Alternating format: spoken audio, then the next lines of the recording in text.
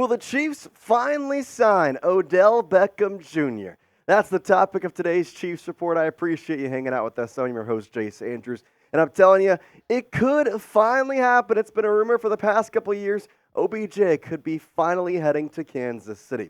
I will tell you what, before we get started, though, I'm pumping out the Twitter game right now. Listen, X, Twitter, whatever you want to call it, I'm doing it the right way. I got memes. I got a bunch of stuff on there. Plus, if you are watching our shorts, I'm putting it on Twitter sometimes even before I put them on YouTube. So make sure you're hitting me up on Twitter. Follow me down there at @ChaseAndrews_. Make a deal with you. The next 10 people that follow me after we have the show, I'm going to follow you right back. So be one of those first 10. Go down there and hit that follow button. We're going to have the links in the description. Or just go to Twitter at @ChaseAndrews_. I'll be the first one pops up. I'd really appreciate it because I'm trying to bump up my Twitter game this offseason so that next year during the Chiefs season, we're going to be rocking and rolling. All right, let's get into today's show talking about OBJ to Kansas City. Obviously, this has been a rumor that we've talked about over the past couple of years a couple of times. Obviously, last season it was a bigger one than normal as he was looking to sign for a team after his ACL injury. Ultimately, he did end up going with the Ravens. But this year, well, it might finally actually happen because the wide receivers for the Chiefs, not so great. Now, Odell Beckham Jr. has been pretty solid over his career. 560-plus receptions, almost 8,000 yards, 14 on the average, and nearly 60 touchdowns. His career has been kind of an interesting roller coaster, is what I would call it. Started out with the Giants, really made his name with the OBJ catch. You know what I'm talking about. That's kind of what blew him up, but he's also a really good wide receiver in a lot of different facets. The question, though, that I know we have to ask because, well, it's the main reason that the Chiefs are able to sign him, or if they're not able to sign him, is how will the money work?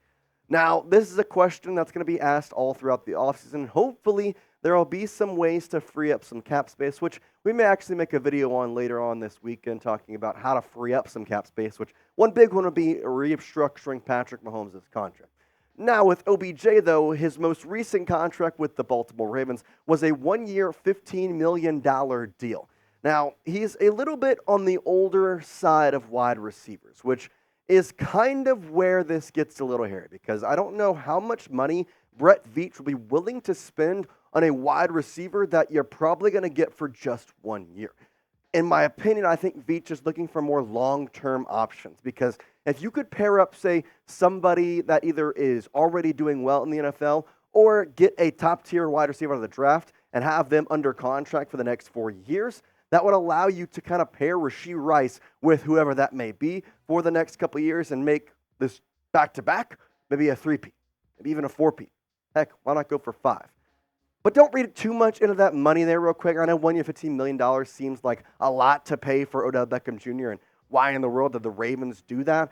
Well, they were trying to fight for a playoff spot at the time. Obviously, they ended up being the best team in the AFC until the Chiefs played them in the AFC Championship. But ultimately, Odell was a hot commodity all offseason. And that's kind of the reason the Chiefs didn't sign him, because the money just wasn't working. They wanted to increase Patrick Mahomes' contract, which they ended up doing. Chris Jones was an issue all throughout the offseason if they were going to re-sign him with an extension or if they were going to have to just have him hold out that game and end up playing this year without the extension.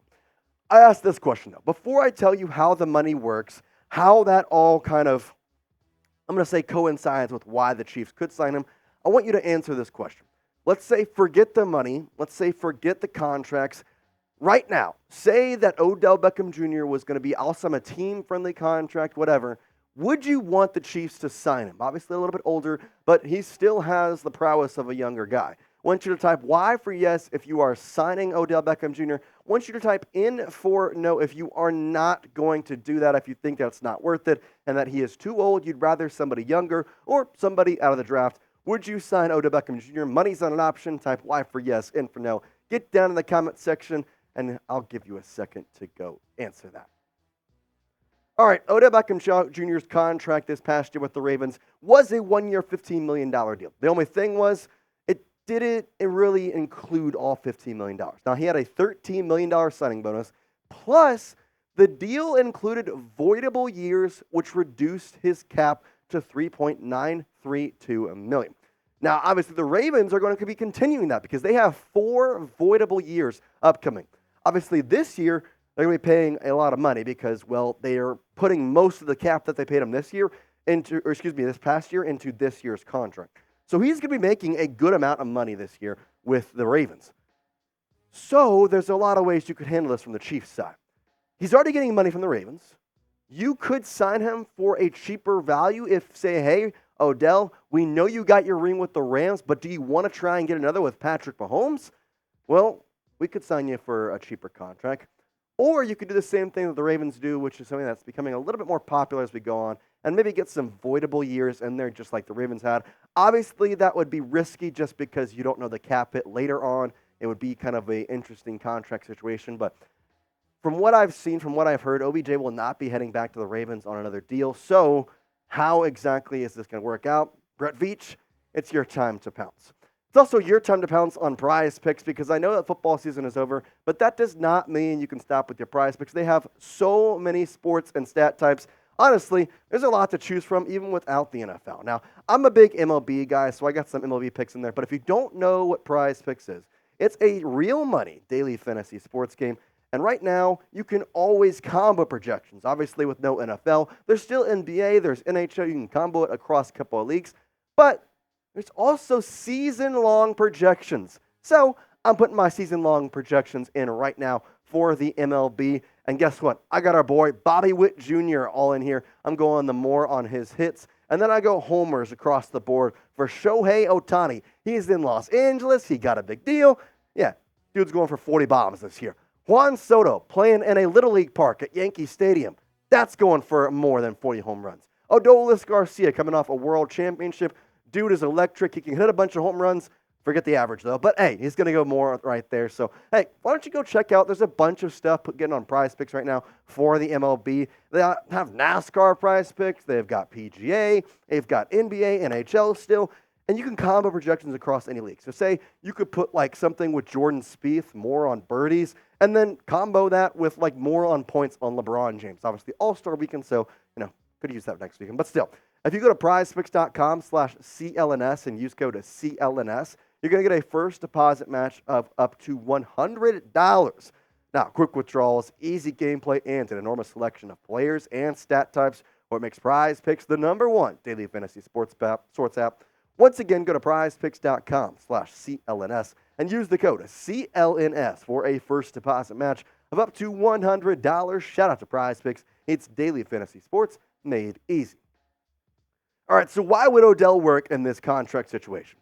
He's going to be relatively cheap. I mean, his market value was around $11 million, but again, you could probably kind of change that around with money and voidable years and potentially knowing the Ravens are going to pay him. Maybe OBJ goes ring chasing, and there's nobody better to go ring chasing with than Patrick Mahomes, who is the only guy to go back-to-back since Tom Brady. So that's just my opinion. He's also a boomer bust option. I mean, I think in some ways he still has the ability to do what he did back in 2019 and go for over 1,000 yards.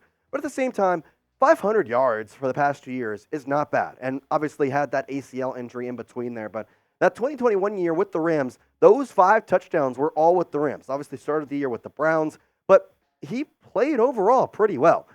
2020, not the greatest year for him, was injury-riddled, 7 games played. But this year, I think that's the one you can look at most, I guess, hypothetically what would happen in 2024. 35 receptions, 565, 16.1, 3 touchdowns. Played in 14 games, which is pretty good. And Zay Flowers was the obvious wide receiver 1. Kind of a similar situation to what it would be in this year's or next year's draft with the Chiefs having Rashee Rice. You're not expecting him to go crazy, I think is what I'm trying to say here. You're not expecting this guy to be a 1,000-yard receiver, but he could be. He could, really break out. We don't know what's going to happen. But again, you're not expecting that from him. That's not why you would sign Odell Beckham Jr. You would sign him to fill out your wide receiver room because right now, well, I'm not really sure I'm confident in the guys that we have on the depth chart. Speaking of the depth chart, let's kind of go look at it because I want to take a little bit of a dive into who's free agent, who's not, are they going to cut somebody, what's going to go on. So, obviously, Rashee Rice, second year of his rookie deal. He's not a free agent. Kadarius Toney, if cut, which I think he probably will be, will save you around $2 million. Marquez Valdez-Scantling, he's earning $12 million this year. I don't think he will be cut, but I would not be surprised to see some sort of contract restructurement with MVS. McCole Hardman is a free agent. Last year, he was free agent too. They didn't re-sign him. I could not tell you. Dude scored the game-winning touchdown in the Super Bowl, though. That's all I can say. Justin Watson, underrated value part of this wide receiver room. not a free agent. Richie James is one, and then Justin Ross and Sky Moore still on their young rookie deals. I think I say all this to come to you and basically say that Rashee Rice is going to be the number one wide receiver.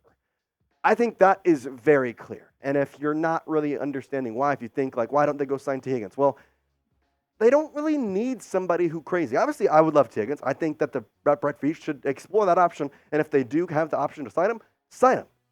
But we know that Patrick Mahomes does not need top-tier level wide receivers. And if he wants one, I think Rashee Rice can be that.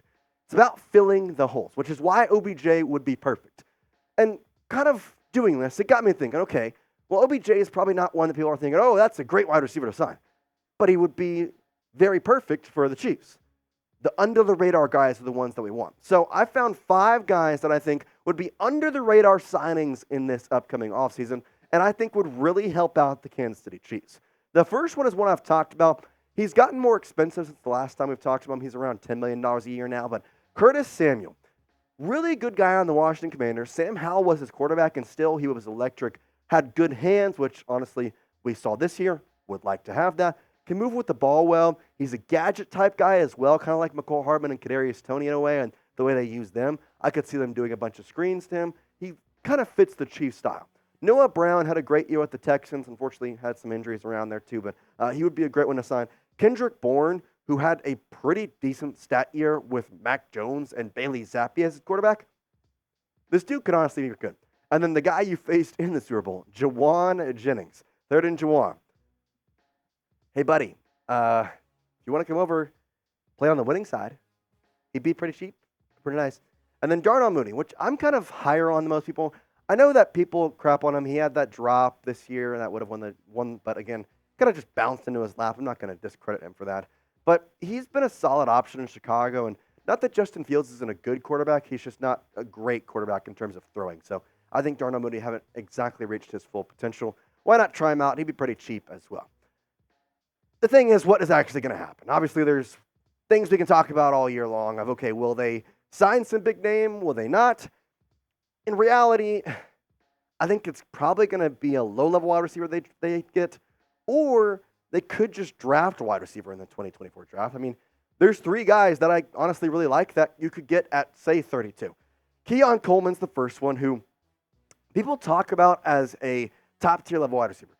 I'm a little concerned about him just because his separation ability isn't exactly the greatest, but I do like Adonai Mitchell and Devontae Walker, which you could possibly get in the second round. I mean, there's ways you could trade around and really make yourself valuable in a lot of different facets in this year's draft because ultimately your needs are pretty much met. You just won the Super Bowl, and a lot of your guys are expected to re-sign with you.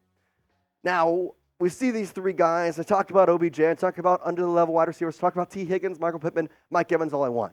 I want you to be the GM in this situation now. What would you do if you were going to be the guy, you're Brett Veach, who are you doing? Are you signing a wide receiver or are you drafting a wide receiver? I want you to let me know now in the comment section down below. You're signing one, you're signing OBJ, you're signing Curtis Samuel, type S. You're drafting a wide receiver and making that your priority. And I want you to type D for draft. I kind of close this show with this. It's going to depend on the money either way, and ultimately who you re-sign. Because if the Chiefs don't re-sign L'Jarius Sneed, which, got to be honest, looks a little bit worse for wear in the recent days than, say, probably a week ago, then you're going to have a little more money options, which could open up the option for T. Higgins, for Calvin Ridley, for Marquise Brown. But if you do re-sign L'Jarius Sneed, you get it done, you restructure Mahomes' contract, you get a lot of money, you sign Chris Jones back, you sign L'Jarius Sneed back, well, then guess what? All of a sudden, that money's tight, and so you kind of need to figure out your wide receivers in probably the draft or, a low-level guy like, say, Noah Brown, say OBJ, something like that. So ultimately, it's going to just depend on how the next, I would say, month and a half goes on, depending on who they re-sign. And if at that period, you re-sign everybody, and there's no wide receivers left. Well, then, if you re-sign Chris Jones, you don't get L'Jarius Sneed. You're going to have to kind of figure this money out in a lot of different ways. But guess what? We'll be on top of it right here on the Chiefs Report, and I'll be on top of it on my Twitter. So, again, make sure you're following me at JaceAndrews_. Got a lot of amazing content on there that you don't get to see all the time on YouTube right here on the Chiefs Report. But we know that There's a lot of things you can go for your Chiefs content, so we appreciate hanging out with us in whatever facet that may be. For now, that's all we got for you. We will see you in the next video. Chiefs Kingdom. Peace out.